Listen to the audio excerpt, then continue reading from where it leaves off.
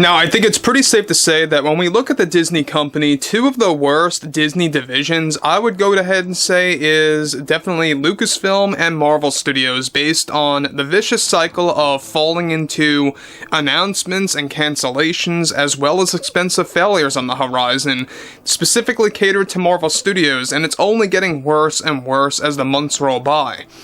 This is Mike Zero. Subscribe if you're new and like this video to see future updates. You can also follow me at Mike01. I thank you all so very much for the great and kind support.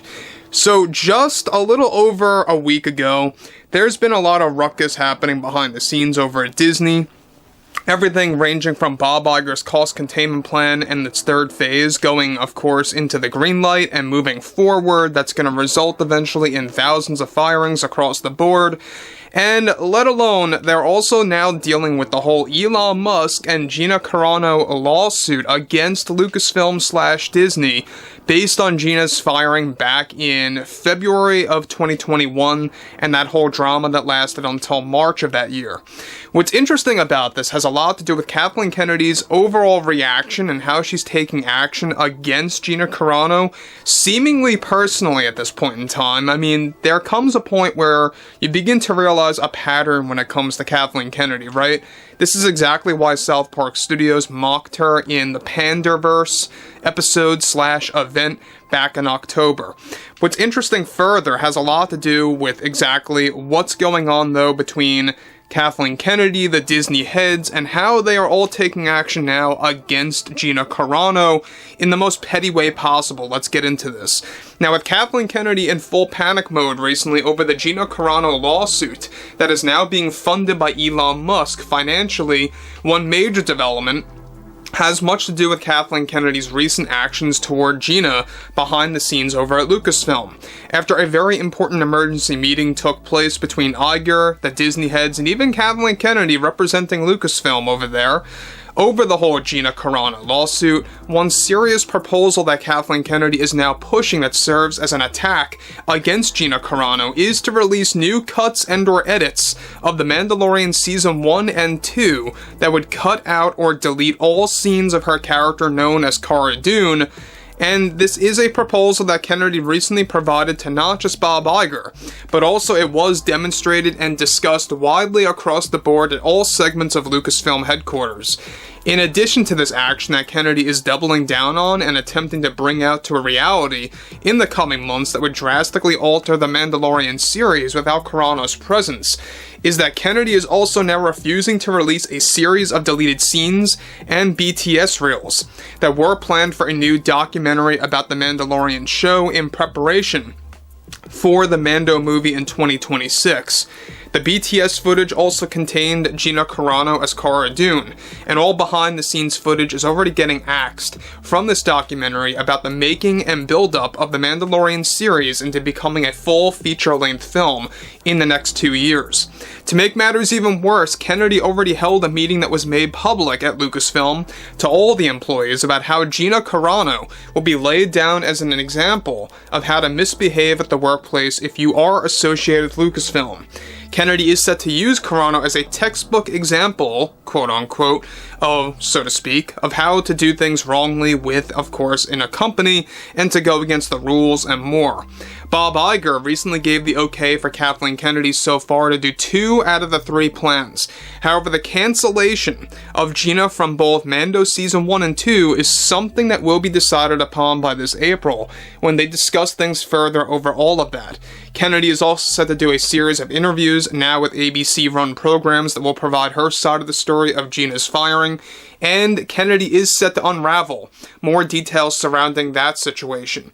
This is already creating a shakeup, believe it or not, between some, not all, but some board members, as they believe this is only going to add fuel to the fire and create a negative response from the general public. Already, Kennedy is also pushing to recast GINA CARANO's role as Cara Dune for the upcoming Mandalorian Star Wars movie in 2026 that will take over GINA's role that she fulfilled back in 2019 and 2020. Kennedy already has a series of actresses lined up and in the works to take up that opportunity to replace Carano as Cara Dune. Now guys, before I get to the next thing about this, let me just say one thing about Kathleen Kennedy is that It is becoming clear that she is taking this now personally. The fact that she had no idea, I am sure of it, that Kennedy had no idea that GINA would create this lawsuit, let alone this lawsuit being funded by Elon Musk and going head-to-head against Bob Iger.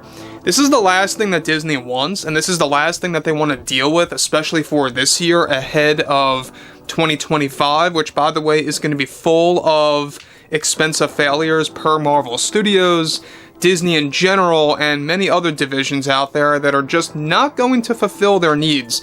But interestingly enough, this just goes to show you how petty Kathleen Kennedy really is, to go as far to make those 3 proposals, 2 out of 3 of which so far have been approved. She's just waiting on Iger to move forward with creating a green light to cut out Carano's character from, of course, Mando Season 1 and 2.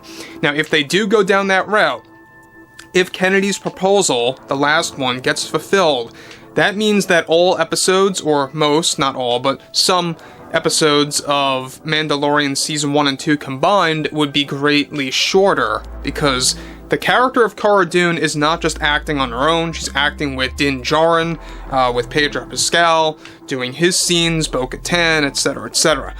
Now, moving onwards, alright, this is where things get a little bit more ugly, is that Kennedy is preparing to make an announcement of Gina's recast in the coming months to take things to the next level and to make things clear with the public that Carano will not and never will returning to the Star Wars franchise, let alone for the Mandalorian Star Wars film.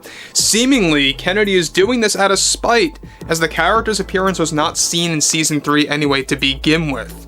Now, that's interesting, the fact that they want to push for this recast in the Mando movie, or the Mandalorian Grogu movie, whatever you want to call it, right?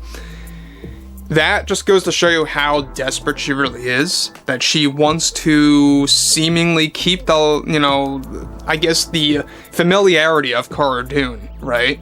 Because Kathleen Kennedy knows that there's a lot of supporters of the character, but what she seems to forget is the reason why there are so many supporters of this character is that, well, it was played by GINA Carano, and a lot of young women were enjoying the character even before her firing.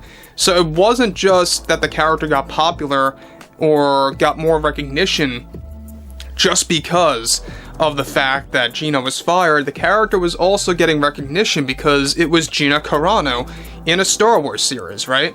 So, interestingly enough, this is pushing things past boundaries. It's only making things worse for Bob Iger, and I can only imagine what's going through some of the board members' minds that are against these proposals that are being made by Kathleen Kennedy, many of which have been approved by Bob Iger, which is a big mistake. And if you're going to go on these ABC-run programs and providing your side of the story and spewing out nonsense, you're only setting yourself up for failure as well when it comes to Disney. It's only going to make Carano's case and her lawsuit easier and a more smoother process in my book. So I'd like to hear what you all have to say about this below in the comments, and if you guys did enjoy the content for today, make sure to drop a thumbs up on this video to support the channel, and I will catch you guys later.